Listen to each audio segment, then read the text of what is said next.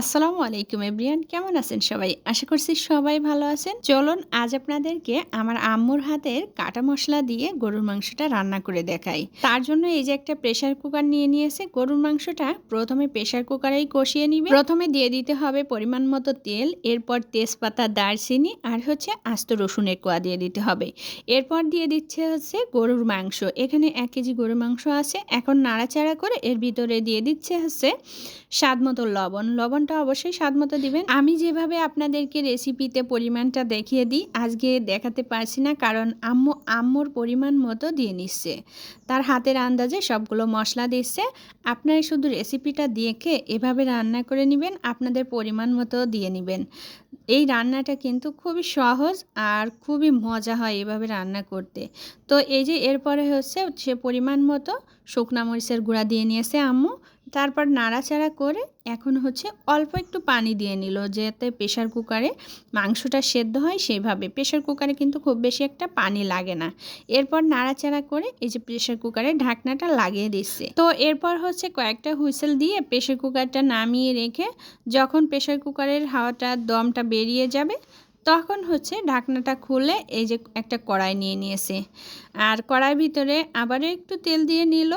আর এর ভিতরে দিয়ে দিচ্ছে আদা বাটা। আদা বাটাটা এভাবে তেলের পরে একটু নেড়ে নিচ্ছে। আদা বাটা ভাজা হয়ে গেলে দিয়ে দিচ্ছে পেঁয়াজ কুচি। পেঁয়াজ কুচিটা আপনাদের পরিমাণ মতো অবশ্যই দিয়ে নেবেন। আপনারা যেমন মাংসটা নেবেন তেমন পরিমাণ বুঝে দিয়ে নেবেন। এখন আদা আর রসুনটা খুব ভালো করেই ভেজে নিচ্ছে। এরপরে ওই যে মাংসটা কষিয়ে রেখে দিয়েছিল প্রেশার কুকারে, ওইটা যতটুকু পানি রয়েছে পানিটা রেখে শুধু মাংসটাই দিয়ে নিচ্ছে। এখন মাংসটা এই মশলার সঙ্গে খুব ভালো করে কষিয়ে নিতে হবে নাড়াচাড়া করে। কষানোর প্রায় শেষ মুহূর্তে এসে দিয়ে দিচ্ছে জিরা আর এলাচ বাটা। আমার আম্মু বলে যে এভাবে কষানোর শেষের দিকে এসে জিরা আর এলাচ বাটা দিলে মাংস দিয়ে খুব সুন্দর একটা ফ্লেভার বের হয়। তো এখন আবারও নাড়াচাড়া করে একটু কষিয়ে নিচ্ছে। আর এখন দিয়ে দিচ্ছে হলুদ গুঁড়া। হলুদ গুঁড়াটা নাকি এভাবে শেষে দিলে মাংসের কালারটা খুবই টকটকে একটা কালার আসে। এরপর মাংসের যে ঝোলটা ছিল প্রেশার কুকারে ওইটা দিয়ে দিল, আর মশলার বাটি দিয়ে একটু পানি দিয়ে দিয়েছে। তো ঝোলটা অবশ্যই পরিমাণ মতো দিয়ে নিতে হবে।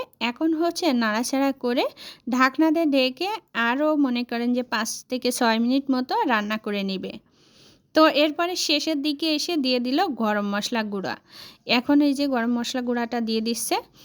এখন 1 মিনিট মতো রান্না করে নামিয়ে নিবে মাংসটা। ব্যাস তৈরি হয়ে গেল মাটির চুলায় গ্রামীণ পদ্ধতিতে গরুর মাংসের লাল টুকটুকে ঝোল।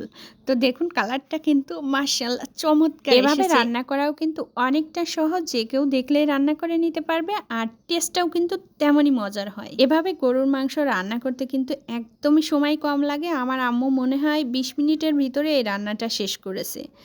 আর সবাই ভালো থাকবেন, সুস্থ থাকবেন। আল্লাহ হাফেজ।